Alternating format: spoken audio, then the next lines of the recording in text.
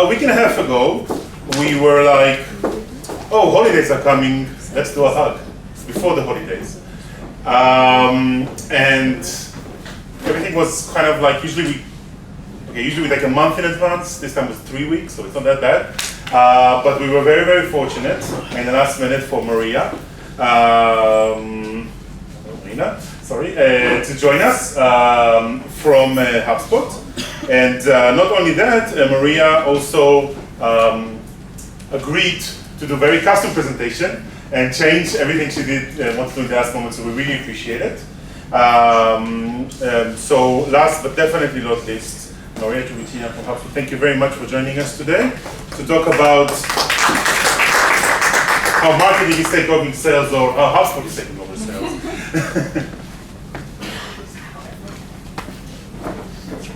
Okay, hi everyone. I don't know where to stand. I promise I'll make this brief as possible. I know we're all kind of getting tired, but yeah, let's take this home. So, as I was introduced, I work at HubSpot. I'll do a quick intro in a second, but the focus of my agenda today is, of course, to show how marketing is taking over sales. No offense to any salespeople in here. You know, the focus here is to, of course, show you how you can maximize what you more than likely already have in-house. Make the most of the knowledge, of the expertise in the industry, and help your sales and of course your service teams do a job better, quicker, thus helping your business grow better as well. So that's our quick agenda for today. There's me in my glory days in HubSpot, but I'm with the company for nearly 3 years now. I work as a senior customer success manager here at HubSpot. Flew all the way from Dublin, Ireland, so was happy that I had a few days just to get to know the city and get to know the country, and absolutely love it. I don't want to leave. But yeah, that's a little bit about me, and I specialize a lot as well in sales and marketing alignment and working with sales team myself and with our marketing teams. Hopefully I can show you a little bit about how we do things at HubSpot, how some of my most successful customers do their day-to-day work too. So I want to take you on a journey, right? I want to take you on a buyer's journey. And the reason for that is because we all know Flywheel. I know some people love to still use Funnel, but that's okay. Funnel is dead, but the reason why I wanted to bring Flywheel as an example, because at the core of everything that you do as a business, and everything that your teams do within the company, are your customers. Whether they're existing or potential customers, that's your database, right? Some amazing people that live there that you can make the most out of to benefit and help your business grow. So this is the reason why I kind of chose this as a theme for my presentation. So I wanted to take you on their journey, and I wanted to start at the very beginning. When somebody comes, to your website, they might not know your business. They've never heard of it. They might came across of your website on the social media. They might have came directly, but they came as a lead. They did some small conversion, maybe subscribed to your product updates, maybe they filled in a form to subscribe to your blog. They've qualified from this unknown visitor into a lead. Hopefully you made that positive first impression as well. So where do we start? We start with filters and robust definitions. And I know I work with HubSpot, but of course, loads of my customers are using other CRM systems for their sales, for their marketing. They might use Service Hub and HubSpot, but the main thing here that matters is making sure that all of those systems talk to each other. And where do we start? When somebody turns from that unknown visitor into a lead, we start with segmentation of your audience. And this is quite important because a lot of times in order for us to identify and better segment this quite similar, quite not really identical, but very similar bunch of contacts, whether they're 500 or 2 million, is to segment them correctly. And that's where marketing's expertise, communication with sales as well, comes into place. So we look at demographic factors, the likes of what's their job title, what's their industry, where they're based. We look at psychographic behavior as well. What pages have they visited? What action did they take on your website? What forms they submit? Another two important things that get quite missed a bit is the frequency and recency. On average, for some of the SMB businesses, again, not to kind of use the same brush for everyone, they probably need at least an X amount of page views, an X amount of form submissions before they get to know your business and are ready to take that next steps. So that's quite important to identify. What's your average customer's journey is like? What's the frequency of their action? And then of course recency as well. When they've last visited your website page or when they've last submitted a form. So once you have that, you have a clear-cut audience that you're working with, segments of database. So from there on, based on what is important for your business, you can then make sure that everything else aligns and you're asking the right questions to get to know them better as well. You know, if job title is important for your business, are you asking that question? Or is it the industry? Or is it the country? No matter how amazing your product or service is, if you are segmenting the wrong audience or targeting the wrong audience with the amazing product or service, they will still be unhappy and they'll eventually leave. So progressive profiling is another important piece, whether it's HubSpot or another tool based, to help you ask and learn more about your leads and your audience better. So instead of asking the same question about their job title that you already know, why don't you ask about their industry, about their country? What's their job title? Are they decision based, or they have the power of decision making, financial making decisions or not? So a lot of times changing those questions in order to ask new questions and better segment your database is important. You can use hidden fields as well to better qualify them as they go along. Based on their job title, you might want to assign a buyer persona to better identify them.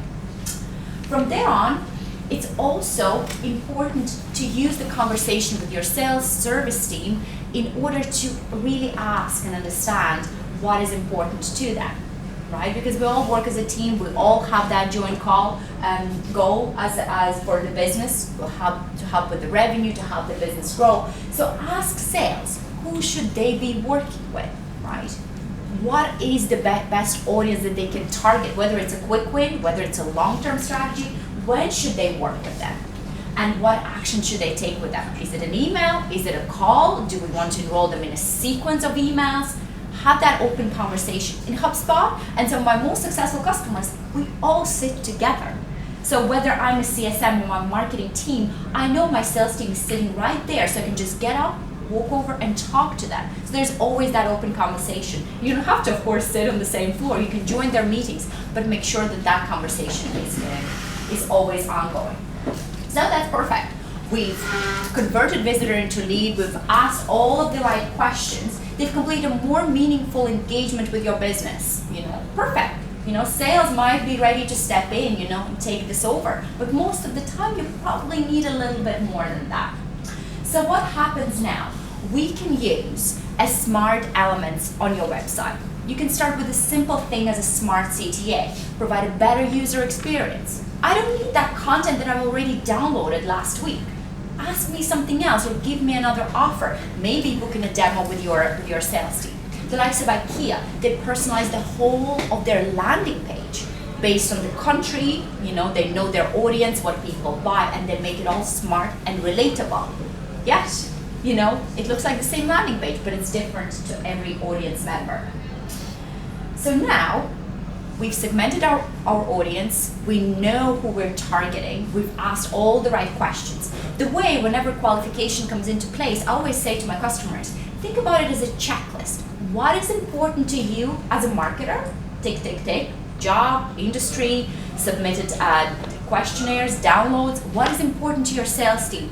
Once all of those check boxes are marked, we know we're on the right track. We're talking to the right people and at the right place, at the right time as well. So now, automation and communication comes into place. The reason for that is, again, not everyone is quite ready to buy right there and then. So now, and this is something we actually do in HubSpot and some of my most successful customers are doing, we actually use those check boxes of criteria that we identify, or marketing qualified lead or SQL, you name it. We use that through questions that we ask on forms, smart elements on the pages, whether it's a CTA, a whole page, a form, and we mark it within the tool. So whenever they match all of the criteria, it could be as simple as information is known about their employees, about their countries, because that's the segment we're targeting. We mark them as an MQL.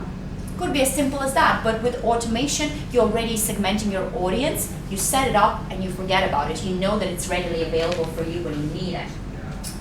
Another important piece that also I get as well heavily involved, and even though I'm qualified as part of the services teams, we send automated notifications to our sales reps. Maybe that deal didn't work out the first time around, they're not ready. We tell them when they perform a meaningful engagement with our website. Probably not visiting your homepage, but maybe went to see your product or pricing page. We let them know because speed and frequency or recency is key. And we did a research that 70% more success is seen whenever your sales rep, via email or through a call, is reaching out to somebody once they express an interest. And that can be done. Whether your team is small, you might have 1 or 2 sales reps, but you have a massive team of sales who are actually struggling filtering through those leads, is through the automation. Let them know that they performed that meaningful action. That action could be anything that's meaningful to your sales team.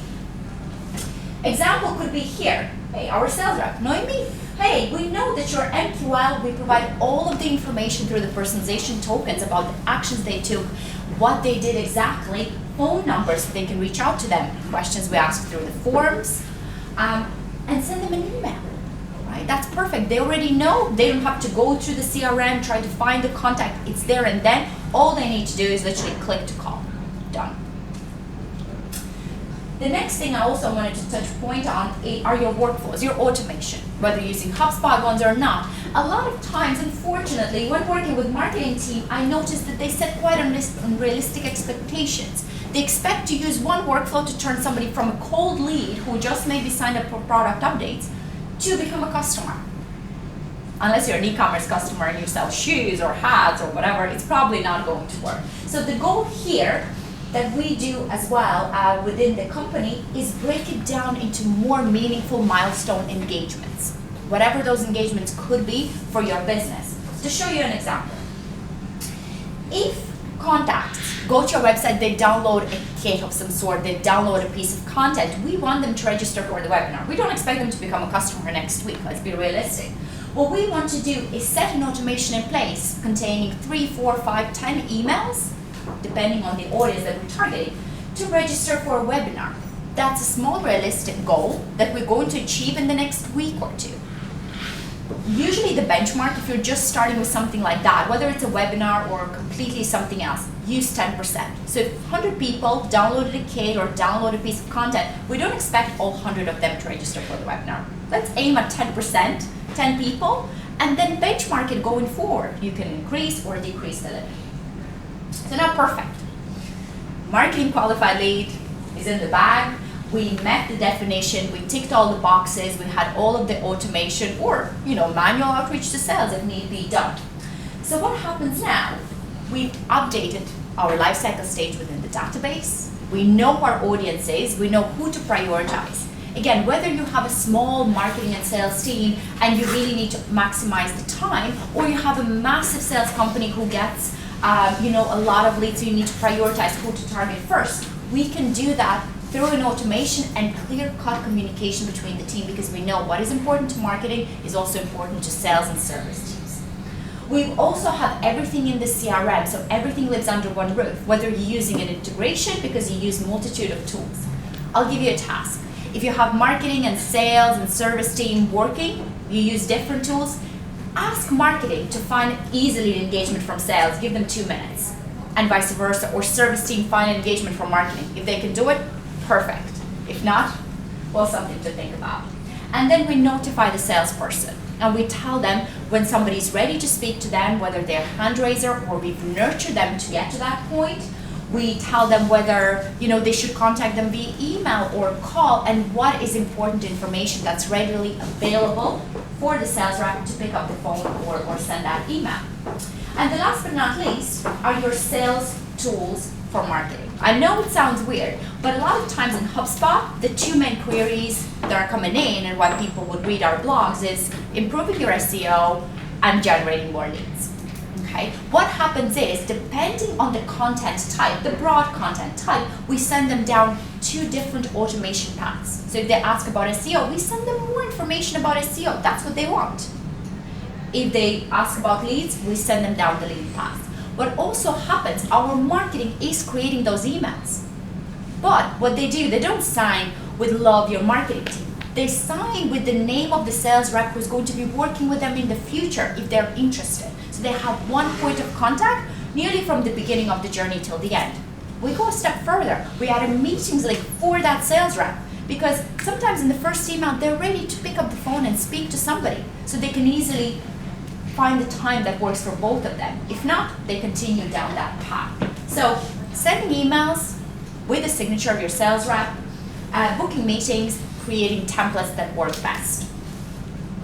And this is another example. We have personalization, the questions that we ask in a form when we reach out to the customer. We talk about what they were interested when they went to visit our website. There's no point talking about SEO when they want to know more about leads, right? And we sign it with a rep's name at the end of the email. So it's not somebody, marketing team, they know that it's John Doe or Jane Doe that they will be speaking to. Okay, so to summarize, we're looking at segmentation, so psychographic, demographic, frequency and recency factor, whatever is more important for your business. Filters and robust definitions, that is quite important. Make sure that your sales know who is a marketing qualified lead for your marketing team. Using email tool, whether it's an automation, whether it's a sequences or workflow, whether it's a once-off email, and then using usually sales-focused tools from marketing's perspective to help your team do better. Okay, thank you. Thank you, Maria. Any questions? I have one, so. Cool, I can ask. In the companies you're working with, I guess there's more people with the sales tools, right? What is the involvement of marketing within the sales enabled tools? Are they writing all the content for the salespeople? Are they basically enabling it, or is it sales taking over those tools? It's 50-50, I have to say. Some of the customers that I work with for a while are focusing more on marketing, working closer with sales, but some of the newer customers coming in, they were like, no, we never speak to sales. So it's kind of, then I start my journey. So who writes the sequences? Who writes the templates? Who writes the emails for the sales team? So sequences usually are focused, are sales direct tools. But it's quite important what they do. A lot of times they evaluate what sequences are performing better. They share it with their teams, or marketing actually coming in with the help of writing those templates. It is always whether they have time, whether they have resources. You know, sometimes sales are doing a great job doing their own sequences. Sometimes marketing is actually there to help. Where does it usually work better? Because the problem is that with tool like HubSpot focusing on sales and service and marketing, suddenly there's no one owner in the organization. Yeah. And it's hard sometimes to promote things. What do you see now? I see that more mature companies with more mature sales teams tend to be more independent. Newer businesses as well, you know, like we're all kind of the older generation at this point, they're more open-minded in giving marketing a shot, whereas in older companies who are there for a while, it's a bit of a like tug of war. So that's where I see sales taking ownership. But in fairness, you know, it really depends on the business, as long as they're open-minded. But the main thing, they're measuring the success of what they have in place rather than leaving it stagnant. Those are the businesses who constantly involve in change that are seeing the most success. Any other questions? Brilliant. Thank you very much, Mary.